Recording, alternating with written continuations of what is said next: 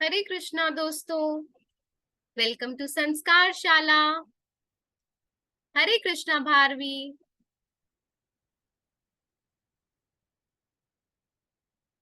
हरे कृष्णा आदित्य। हरे कृष्णा। हरे कृष्णा। हरे कृष्णा भव्या। हरे Krishna ma'am. Hare Hare Krishna ma'am. Krishna. हरे कृष्णा तशी। हरे कृष्णा हरे कृष्णा। वैष्णवी। हरे कृष्णा। हरे कृष्णा हरे कृष्णा। तो सबसे पहले हम लोग शुरू करेंगे प्रार्थना से। तो सबसे पहले आप लोग जल्दी से अपने वीडियोस भी ऑन कर लीजिए। अब हम लोग प्रार्थना करेंगे, हम लोग हरे कृष्ण महामंत्र करेंगे। हरे कृष्णा कृष्ण कृष्णा हरे हरे, हरे रामा राम रामा हरे हरे, हरे कृष्णा कृष्ण कृष्णा हरे हरे, हरे रामा राम रामा हरे हरे।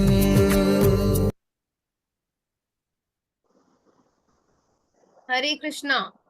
तो हम लोग अपनी बाल चित्र रामायण पे थे ना, किसको याद हम लोग कहाँ तक पहुंचे थे? जल्दी से अपना हैंड रेस करके बताएं। ओके, रश्मि मैम को याद है। Yes yes ma'am. हम वनवास के उसमें थे जब भगवान श्री राम को 14 बरस का वनवास दिया गया था, और जब उन्होंने अपनी प्रत्यक्ष सीता को अग्नि के समर्पण करके और उनसे एक छाया रूपी चित्र में सीता को लिया था, तो हम वहां पे चर्चा कर रहे थे। हाँ, और कोई ऐड हेलो। करना चाहेगा? हमने ये चर्चा की थी और आगे हमने क्या चर्चा की थी? यस, स्तुति को याद है। सुग्रीव और बाली। बिल्कुल सही। चलिए, तो सुग्रीव और बिल्कुल सही। सुग्रीव और बाली के बीच में युद्ध हो रहा था, दोनों जुड़वा भाई थे। तो उसके आगे की कथा हम जारी रखते हैं। तो आगे क्या होता है, युद्ध के परिणाम दिखाई दे रहा है इस चित्र में आपको जो स्क्रीन पर है। राम बाण ने छाती फोड़ा, गिरा बाली पर उजका थोड़ा, थे प्रभु सम्मुख दया पूर्ण मन, धन्य हुआ बाली का जीवन। तो भगवान राम जो है बाली पे बाण चलाते हैं, फिर बाली की मृत्यु होती है। और अंत समय में जब भगवान राम बाली के सम्मुख होते हैं तो वो अपनी गलती भी स्वीकार करता है कि अपने भाई का राज्य हड़प करके, भाई की पत्नी का अपहरण करके उसने गलत किया, गलती को स्वीकार करता है। भगवान से प्रार्थना करता है कि आप मुझे सद्गति दें, और भगवान राम से ये भी कहता है कि मेरा पुत्र अंगद जो है ये अब आपकी सेवा में रहेगा और प्रभु आप ही इसकी रक्षा करें। ऐसा बोल के फिर बाली अपने प्राण त्याग देता है। आगे क्या होता है अगली स्क्रीन में हम देखते हैं। फिर सुग्रीव और हनुमान जी और बाकी सारे वानर जो हैं वो निकलते हैं सीता जी की खोज पर। तो सीता जी की खोज पे जब निकलते हैं तो आगे क्या होता है, ये अगले चित्र में आपको कथा दिखाई दे रही है। जामवंत अंगद रणधीर, सीता खोजत वानर वीर, प्यासे थके गुफा में आए, मिली तपस्विनी सब हर्षाए। तो क्या होता है, सुग्रीव अपने वानरों की सेना को बताते हैं कि उसको कई टुकड़ों में बांट देते हैं। तो अलग अलग टुकड़ियां जो है वो अलग अलग दिशाओं में जाती हैं। तो जिस टुकड़ी में जामवंत थे, हनुमान जी थे, वो वाली जो टुकड़ी होती है वानरों की, वो एक गुफा के पास पहुंचती है। वहां एक तपस्विनी होती है, वो उनको बताती है कि किस दिशा में आप जाएंगे तो आपको सीता माता मिल सकती है। दक्षिण दिशा की तरफ जाने के लिए वो उनको बताती है। तो दक्षिण दिशा में जब सागर के पास पहुंच जाते हैं वो लोग, तब क्या होता है ये हमें अगले चित्र से पता चलेगा। बैठे सागर तट सब कपिगढ़, सीता सुधी बिनु अति उदास मन, निकला गीत गुफा बाहर, जब संपाति लख डरे कीश सब। तो संपाति नाम का गिद्ध जो होता है वो गुफा से बाहर आता है, और सागर किनारे सारे कपि बैठे होते हैं, कपि मतलब वानर बैठे होते हैं, जिसमें हनुमान जी भी होते हैं, जामवंत भी होते हैं, और भी बहुत से वीर होते हैं। तो वो सब उदास हो रहे हैं, उनको पता नहीं चल पाता है कि किधर जाना है, सीता जी का पता करने अब किस तरफ जाना है। तो संपाति जो होता है वो उनको बताता है आगे का कि कैसे जाना है, क्या करना है। अगला चित्र देखते हैं हम। संपाति से सब सुधि पाई, जामवंत के बात बुझाई, पवन तनय सीता सुधि लीजे, लंका जाई काज प्रभु कीजे। तो संपाति से उनको पता चलता है कि सागर पार करके जाना है, लंका है, वहां पे सीता जी है। रावण जो सीता जी का हरण करके ले गया है वो लंका में ले गया है। तो अब सब विचार कर रहे होते हैं कि कैसे जाएंगे, लंका पार कौन जाएगा। तो जामवंत जी हनुमान जी को याद दिलाते हैं उनकी खोई हुई शक्तियों का। हनुमान जी के पास बहुत सारी शक्तियां होती हैं, लेकिन वो भूल गए होते हैं उन शक्तियों को। तो जामवंत जी उनको वो शक्तियां पुनः याद दिलाते हैं, और याद दिलाने के बाद उनसे कहते हैं कि आप लंका जाओ, और लंका जा करके भगवान का, प्रभु का काज आपको करना है। अगला चित्र देखते हैं। अब हनुमान जी छलांग लगाते हैं समुद्र को पार करने के लिए, उसके बारे में वर्णन है। जल ऊपर उठ गिरी अभिराम, बोला दो क्षण लो विश्राम, सुन मैनाक बचन हनुमान, किया हाथ से छू सम्मान। तो जल जब पार करने के लिए छलांग लगाई होती है हनुमान जी ने, तो समुद्र के बीच में एक पर्वत होता है, उसका नाम होता है मैनाक। तो मैनाक पर्वत जो है वो हनुमान जी से कहता है कि थोड़ा समय आप विश्राम कर लो। तो हनुमान जी उसको, पर्वत को छू करके उसका सम्मान कर देते हैं, लेकिन रुकते नहीं है, क्योंकि वो कहते हैं कि प्रभु का कार्य किए बिना मुझे कैसे विश्राम हो सकता है। जब भगवान का काम कर लूंगा तभी मैं विश्राम करूंगा। अगला चित्र लेते हैं। फिर आगे क्या होता है, थोड़ा आगे जब बढ़ते हैं तब हनुमान जी को एक सुरसा नाम की दिखाई देती है राक्षसी। वो क्या होती है, वो जो नाग होते हैं उनकी माता होती है। वो हनुमान जी की परीक्षा लेने के लिए आई होती है, उनके बल की भी और बुद्धि की भी। वो इस चित्र में दिख रहा है। सुरसा ने आगे अटकाया, 100 योजन का मुख फैलाया, पवन तनय लग रूप बनाए, झटमुख बैठे बाहर आए। तो सुरसा क्या करती है, हनुमान जी का रास्ता रोक देती है, मार्ग में अटकन डाल दी, अटका दिया, रास्ते में रोक लिया उनको। क्या किया, बहुत बड़ा मुख फैलाया 100 योजन का। तो हनुमान जी ने क्या किया, बुद्धि भी बहुत थी, तो उन्हें एकदम से छोटा रूप बनाया, बहुत छोटा, और जल्दी से उनके मुंह के अंदर गए और फिर बाहर आ गए। तो इससे क्या हुआ, सुरसा को यह भी पता चल गया कि ये बल तो है इनके अंदर, क्योंकि जितना मुख सुरसा फैला रहे थे हनुमान जी अपना आकार उससे डबल करते जा रहे थे, लेकिन फिर एकदम से छोटा करके मुंह के अंदर बैठकर बाहर भी आ गए। तो सुरसा को भी ये पता चल गया, और सुरसा को देवताओं ने बोला था कि जाके हनुमान जी की बल बुद्धि की परीक्षा लो। तो सुरसा को समझ में आ गया कि ये बल तो है उनके पास, हनुमान जी के पास बुद्धि भी बहुत तेज है। तो अगला चित्र हम देखते हैं। वो पढ़ना चाह रही थी ना कोई बच्ची, उसको बोलेंगे पढ़ने। यस वैष्णवी, आप अपना हैंड रेस करिए। हाँ, यस आप अनम्यूट है। अगले चित्र को पढ़ने को बोलिए। आप ये पढ़िए। तुम बल बुद्धि निधि जना, तात भोली व नागों की मात, करो कार्य ही धरी रघुनाथ, हनुमान ने जोड़े हाथ। हाँ, तो जैसे अभी हम लोग चर्चा कर रहे थे वही बात। तो वो जो नागों की माता थी सुरसा, उन्होंने कहा कि तुम भूलो, तुम बल और बुद्धि दोनों का खजाना है तुम्हारे पास, और तुम रघुनाथ का कार्य अवश्य करोगे। ऐसा कह के उन्होंने उनको आशीर्वाद दिया। हनुमान जी ने उनको हाथ जोड़े। फिर हनुमान जी आगे चलते हैं, लंका पहुंचते हैं। फिर क्या होता है तो वो हम अगले चित्र में देखते हैं। तो लंका पहुंच के हनुमान जी जो है बहुत छोटा सा रूप बना लेते हैं ताकि उनको कोई देख ना पाए। इस चित्र में वही बताया है। लंका दुर्गम गढ़ भट भारी, देख हुई रजनी अंधियारी, अति लघु रूप हुए हनुमान, बैठे नगर सुमिरी भगवान। तो जब रात्र हो जाती है, रजनी मतलब रात, तो जब अंधियारी रात हो जाती है तब नगर में प्रवेश करते हैं हनुमान जी, और बिल्कुल छोटा रूप धर के, ताकि उनको कोई देख ना पाए। और फिर वो नगर में जब प्रवेश करते हैं तो भगवान का नाम लेकर प्रवेश करते हैं। अच्छा, क्यों उन्होंने रात्रि का इंतजार किया? ऐसा नहीं था कि हनुमान जी किसी से युद्ध नहीं लड़ सकते थे, किसी को मार नहीं सकते, लेकिन वो समय नष्ट नहीं करना चाहते थे और उनको अपना ऑब्जेक्टिव, अपना कार्य ध्यान था कि मैं यहाँ पे सीता माता का पता लगाने आया हूं जल्दी से जल्दी। तो इसलिए वो अपना व्यर्थ में युद्ध करके, लड़के अपना समय नष्ट नहीं करना चाहते थे और उन्हें पूरी सबकी था लेनी थी मतलब सब पता करना था कि लंका के भीतर क्या क्या है, कैसे कैसे है। इसलिए वो छोटा स्वरूप धर के नगर में प्रवेश करते हैं।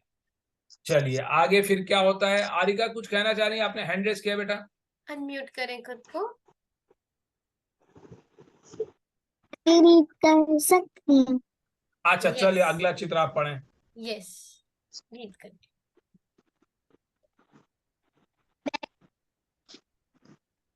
अशोक में सीता रावण भय व्याकुल अतिवीता राक्षस शुभ पावन रक्षित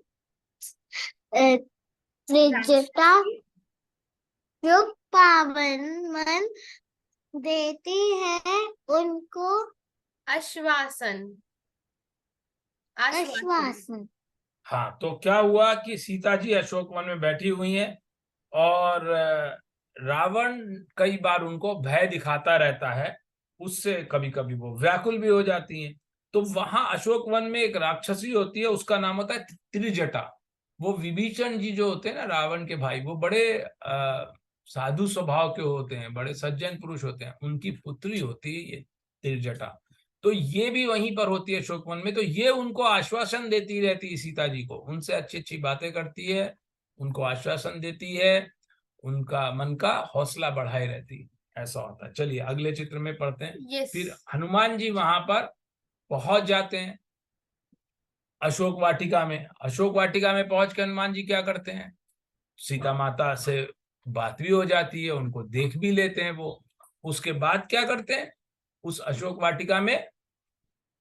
अब वो जब सीता माता से बात हो जाती है, उनको बता भी देते हैं कि रामचंद्र जी जल्दी आएंगे, सब सेना उनके पास से लेकर आएंगे, आप कुछ समय इंतजार करो, परेशान मत हो, ऐसा सब बताते हैं। फिर अब उनको और सब पता करना होता है हनुमान जी को कि लंका में क्या है, कितनी इनकी शक्ति है, कहाँ पे क्या क्या है, और रावण तक पहुंचना भी चाहते थे। वहां पहुंचकर उनको संदेश भी देना चाहते थे और थोड़ा सा शक्ति भी दिखाना चाहते थे, ताकि जो दुश्मन है वो डरे, उसको लगे कि हाँ, जो रामचंद्र जी की सेना के सैनिक हैं वो साधारण नहीं है। तो वो क्या करते हैं, वो थोड़ा सा कौतुक करते हैं, लीला करते हैं। तो क्या करते हैं अशोक वाटिका में? सब फल खाते हैं, पेड़ उजाड़ते हैं, सब तहस नहस करना शुरू कर देते हैं। तो जब ये समाचार रावण के वहां पहुंचता है तो बहुत सारी सेना वगैरह भेजता है वहां पे, उनको सबको बहुत मारते हैं। उनका रावण का एक पुत्र भी होता है जिसका नाम अक्षय कुमार होता है, उसको भी मार देते हैं। तो फिर वो मेघनाद को भेजता है जो बहुत शक्तिशाली होता है। तो मेघनाद वहां पहुंचता है। फिर क्या होता है, मेघनाद वहां पहुंचता है तो मेघनाद और हनुमान जी में युद्ध होता है। तो मेघनाद हनुमान जी को पकड़ नहीं पा रहा होता है, तो वो ब्रह्मास्त्र चला देता है। तो ब्रह्मास्त्र जब चलाता है मेघनाद, तब वो ब्रह्मास्त्र का और ब्रह्मा जी का सम्मान रखने के लिए हनुमान जी फिर उससे बंध जाते हैं। अब उसके आगे की बात इस चित्र में लिखी है। अद्विका पढ़ना चाहते हैं, आप उनको अनम्यूट कर दें। यस अद्विका, आप रीड करिए। बाग उजाड़ कीन हनुमान मारे बहुत निश्चर बलवान मेघनाद ने बांधा जाकर निर्भय रावण सभा वीरवर। हाँ, तो बाग उजाड़ दिया हनुमान जी ने, बहुत सारे बलवान राक्षसों को भी मार दिया। फिर मेघनाद ने उनको बांध लिया ब्रह्मास्त्र चलाकर। फिर जो है, लेकिन हनुमान जी तो निर्भय थे, किसी से डरते नहीं थे। तो वो वीरवर हनुमान रावण की सभा में पहुंच गए। अब क्या होता है हम अगले चित्र में देखते हैं। फिर क्या होता है, वो कुछ हनुमान जी ने चूंकि रावण के पुत्र अक्षय कुमार का वध भी कर दिया था, तो रावण उनको कुछ दंड देना चाहता। तो उनकी सभा में बातचीत होती है। तो फिर ये होता है कि ये दूत है, इसको तो हम प्राण दंड दे नहीं सकते, मार नहीं सकते, इसको कुछ और सजा देंगे। तो कहते हैं ये तो बंदर है, वानर है, वानर को अपनी पूंछ बहुत प्यारी होती है, तो हम इसकी पूंछ में आग लगा देते हैं, ऐसा वो सोचते हैं। अब हनुमान जी एक खेल करते हैं। क्या खेल करते हैं? हनुमान ने पूंछ बढ़ाया निशिचर गढ़ मन विस्मय छाया, वस्त्र लपेट भिगाते तेल, नहीं समझते कपि का खेल। तो कपि ने, हनुमान जी ने क्या खेल कर दिया, अपनी पूंछ बड़ी करती चले गए, खूब बड़ी कर ली, और वो लोग कपड़ा लपेटते गए, कपड़ा लपेटते लपेटते सब थकते जा रहे थे, उसमें तेल लगाते जा रहे थे। उनको पता नहीं था कि हनुमान जी करने वाले क्या हैं। क्या करते हैं हनुमान जी, ये हम अगले चित्र में देखते हैं। देखा लगी पूंछ में आग, कूदे हनुमत बंधन त्याग, फूकी लंका उलट पलट कर, भवन भवन पर उछल उछल कर। जब उनकी पूंछ में आग लग जाती है तो जो उनको बांध रखा होता है वो बंधन हनुमान जी तोड़ देते हैं। तोड़ करके रावण के महल से बाहर निकलते हैं, पूरी लंका में इधर उधर कूद कूद कर फिर वो पूरी लंका में आग लगा देते हैं। एक बिल्डिंग से दूसरे बिल्डिंग, एक भवन से दूसरे भवन, इस तरह कूद कूद करके अपनी पूंछ में जिसमें आग लगी थी उस पूंछ से पूरी लंका में आग लगा देते हैं हनुमान जी। फिर आगे क्या होता है, आगे अब हम नेक्स्ट क्लास में देखेंगे। हाँ ठीक है। तो ये आप याद रखिएगा हम लोग कहाँ पे क्लास छोड़े, क्योंकि नेक्स्ट क्लास में मैं पूछूंगी कि क्या किया था हम लोगों ने। अब बारी एक क्विज की। सबसे पहले तो अभी हमने कुछ चीजें डिस्कस करी ना, कुछ नाम, तो उनसे रिलेटेड मैं आपसे कुछ पूछूंगी। जो संपाति थे, जो उनको एक गद्द मिला था, वानर सेना को गिद्ध मिला था, वो किनके भाई थे?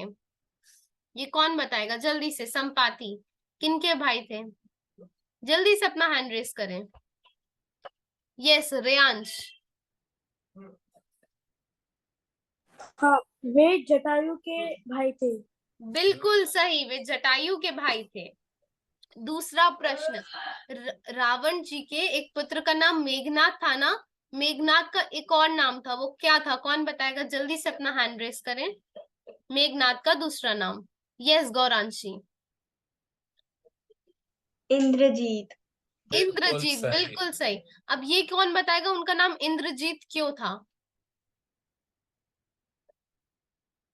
जल्दी से अपना हैंड रेस करें। यस चैतन्य। क्योंकि उन्होंने इंद्रदेव को हरा दिया था। बिल्कुल सही, बिल्कुल सही, बहुत सुंदर। चलिए अब आपको स्लाइड पे ये क्वेश्चन दिख रहा होगा। दैत्यों के गुरु कौन थे? दैत्यों के गुरु कौन थे? पहले इस क्वेश्चन के पहले आपको लेफ्ट हैंड साइड पे एक इमेज दिख रही है ना? आपको उनको आइडेंटिफाई करना है। 2 लोग हैं उस इमेज में, आपको केवल एक का नाम बताना है। ओके, जो पहले जिनकी इमेज बहुत बड़ी सी है उनका नाम बताना होगा आपको। इधर जहां मेरा कर्सर भी है। यस, जल्दी से अपना हैंड रेस करें। यस वैष्णवी। वो कृष्ण जी के अवतार थे। बिल्कुल सही। अब इनका नाम कौन बता रहा है? अद्विका।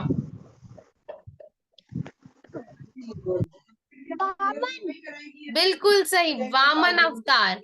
अब ये जो नीचे बैठे हैं उनके, वो कौन है? अब ये इनको आइडेंटिफाई करना है। जल्दी से अपना हैंड रेस करें। यस स्तुति। महाराज बाली। महाराज बली। दैत्यों के राजा हैं, इनका नाम है बलि। अब दैत्यों के राजा तो ये हो गए, अब लेकिन दैत्यों के गुरु कौन थे? अब इसका उत्तर कौन देगा? जल्दी से अपना हैंड रेस करें। श्रेया। ये श्रेया। शुक्राचार्य। बिल्कुल सही, शुक्राचार्य जी। दैत्यों के गुरु थे शुक्राचार्य जी। इनका चित्र भी आप देख सकते हैं। यस। तो अब मेरे पास एक और क्वेश्चन है आपके लिए। 29 अगस्त को क्या है? तशी आप आंसर दें, अभी तक आपने आंसर नहीं दिया।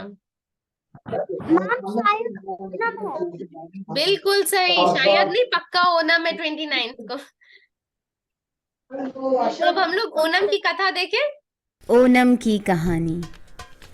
एक समय की बात है, एक असुर राजा था, महाबली, जो केरला पे राज करता था। वह बहुत ही नेक और शक्तिशाली राजा थे और पूरी दुनिया पर राज करना चाहते थे। आकाश, पाताल और धरती सब पर अपने साम्राज्य चाहते थे। स्वर्ग को पाने के लिए राजा बलि का भगवान इंद्र से महायुद्ध हुआ, लेकिन वो और उनकी सेना उसमें पराजित हो गए। फिर से अपनी शक्तियों को एकत्रित करने के लिए राजा बलि राक्षस गुरु शुक्राचार्य के शरण में गए और उन्होंने शक्तियां प्राप्त करने के लिए महायज्ञ करना शुरू कर दिया। यह देखकर भगवान इंद्र चिंतित हो गए और भगवान विष्णु के पास अपनी प्रार्थना लेके गए। भगवान विष्णु ने वामन अवतार लिया और धरती पर गए जहां पर महाबली का यज्ञ चल रहा था। उन्हें देखकर महाबली ने स्वागत किया और पूछा कि मैं आपकी किस प्रकार सहायता कर सकता हूँ। वामन ने कहा कि मैंने आपके बारे में बहुत सुना है कि आप बहुत दयालु और दानी हैं। मुझे सोना, चांदी या धन नहीं चाहिए, मुझे बस 3 पग जमीन चाहिए। राजा महाबली ने कहा कि मैं आपको सब कुछ दूंगा जो आपको चाहिए। राजा महाबली के यह कहते ही वामन आकार में बड़े होने लगे। पल भर में ही वह पृथ्वी से भी बड़े हो गए। उन्होंने अपना पहला पग स्वर्ग पर रखा, उसे अपना बना लिया। फिर दूसरा पग धरती पर रखा, उसे भी अपना बना लिया। और फिर राजा बलि से कहा कि मेरे 2 पग में मैंने स्वर्ग और धरती नाप ली, अब तीसरा पग कहाँ रखूं? यह देख राजा बलि ने विचार कर कर कहा, अब कुछ भी नहीं बचा, तीसरा पग आप मेरे सर पे रखिए। राजा बलि से प्रसन्न होकर भगवान विष्णु अपने असली रूप में प्रकट हो गए और उन्हें पाताल लोक भेंट में दे दिया और अपना तीसरा पग राजा बलि पे रख उन्हें पाताल लोक में पहुंचा दिया। राजा बलि की ब्राह्मणों के प्रति भक्ति देख भगवान विष्णु ने उन्हें एक वरदान दिया कि वह साल में एक बार केरला जा सकते हैं और उस दिन को हम लोग ओणम त्योहार के रूप में मनाते हैं। फसल पकने की खुशी में लोगों के मन में हर्ष और उमंग भर जाता है और वो राजा बलि के स्वागत में ओणम मनाते हैं। बहुत ही सुंदर कथा जानने को मिली ना ओणम की। आप लोगों को अच्छी लगी? भव्या, यस, अनम्यूट करे खुद को, आपने हैंड रेज किया है। ओणम की कहानी हाँ, बहुत अच्छी थी। ओणम की कहानी बहुत अच्छी लगी, बहुत सुंदर, बहुत सुंदर। अंजलि दीदी को भी बहुत अच्छी लगी, अद्विका को भी अच्छी लगी। तो अब हम आगे बढ़े। पिछली बार अब हम लोग गणेश जी के कुछ प्रमुख अवतारों पे चर्चा कर रहे थे, है ना? हम लोगों ने ये पढ़ा भी था। तो कितने प्रमुख अवतार होते गणेश जी के मुग्दल पुराण के अनुसार? जल्दी से कौन नंबर बताएगा, कितने थे? कितने मेन उन्होंने बताए थे? यस, स्तुति। 8 अवतार। बिल्कुल सही, 8 अवतार हमने देखे थे। और पहला जिसपे हमने थोड़ा सा डिस्कशन किया था, बहुत थोड़ा सा ही कर पाए थे, वो कौन सा था? वक्रतुंड। बिल्कुल सही, वक्रतुंड अवतार। तो ये जो 8 मेन होते हैं उनमें से पहला जो है वो है वक्रतुंड। तो इनकी कथा क्या है, आप जैसे कि देख सकते हैं, इसमें फोटो में आप देख सकते हैं गणेश जी जो है ना सिंह पे सवार होके आते, शेर पे बैठते हैं वो, है ना? तो उन्होंने ये अवतार क्यों लिया था? क्या होता है, एक बड़ा सा असुर आ जाता है और उस असुर का नाम था मत्स्यासुर। तो जो अभी हमने देखा था ना, दैत्यों के गुरु कौन थे? शुक्राचार्य जी। तो वो इस मत्सासुर को बहुत ज्यादा पावर दे देते, बहुत ज्यादा पावर देते थे कि सब पे रूल करने लगता और सबको बहुत परेशान करता था ये राक्षस। पहले तो ये धरती पे भी आ गया और जितने भी लोग थे, राजा थे, प्रजा थी, सब लोगों को बहुत परेशान करता था। फिर ये स्वर्ग पे भी आ गया, स्वर्ग पे भी आके जितने भी देवता थे उन सबको भी परेशान करने लगा और सारे देवताओं ने उनसे युद्ध किया, लेकिन वो सब हार गए, वो सब पराजित हो गए। तो फिर गणेश जी ने अपना ये अवतार लिया, वक्रतुंड अवतार, ताकि वो इसके जो अहंकार था, जो एरोगेंस आ गया था इस राक्षस में, उसको खत्म कर सके।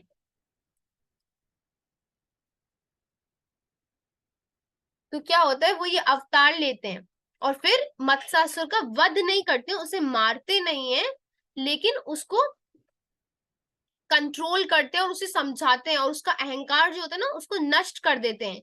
उसको रियलाइज होता है कि उसने गलत किया है ना, और क्योंकि वो भी भगवान जी की शरण में आ जाता है, वो सरेंडर कर देता है गणेश जी को, तो फिर वो उसको पाताल लोक भेज देते हैं जहां वो शांति से रहता है और किसी को फिर परेशान नहीं करता है।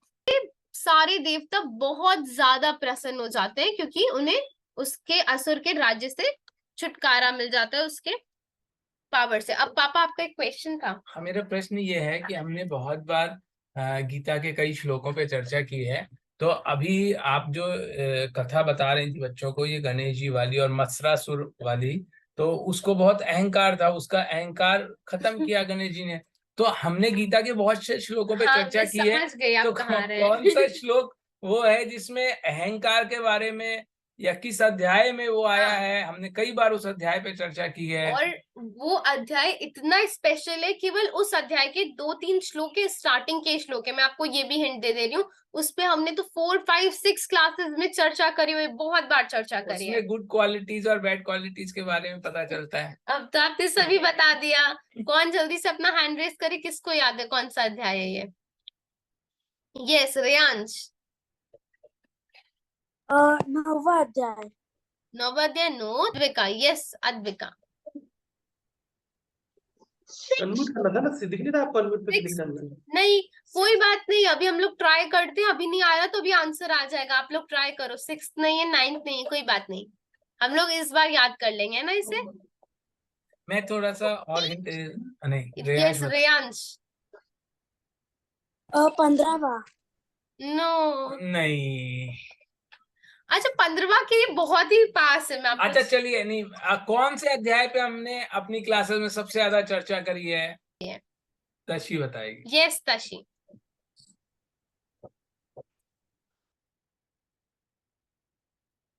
मेरे ख्याल से देवासुर संपत्ति विभाग योग।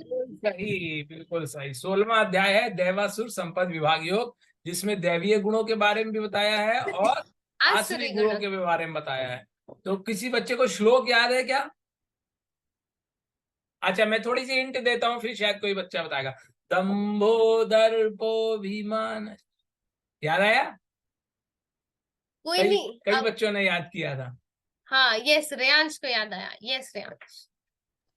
हाँ, दम्भो दर्पोऽभिमानश्च क्रोधः पारुष्यमेव च अज्ञानं चाभिजातस्य पार्थ सम्पदमासुरीम्। बहुत सुंदर, बहुत सुंदर, बहुत सुंदर। तो इसका अर्थ क्या है? इसका अर्थ ये है कि भगवान कहते हैं अर्जुन से, अर्जुन का एक नाम पार्थ भी है, कि हे पार्थ, दंभ, घमंड, अभिमान, क्रोध, कठोरता और अज्ञान, ये सब आसुरी संपदा के लक्षण हैं।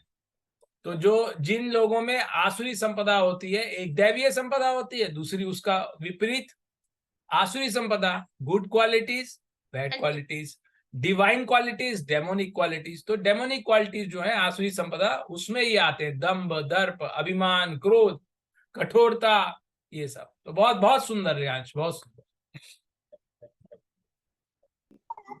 अंत की प्रार्थना कर प्रार्थना कर लेते हैं और सब लोग ग्रुप एडमिन के नंबर पे मैसेज कर सकते हैं।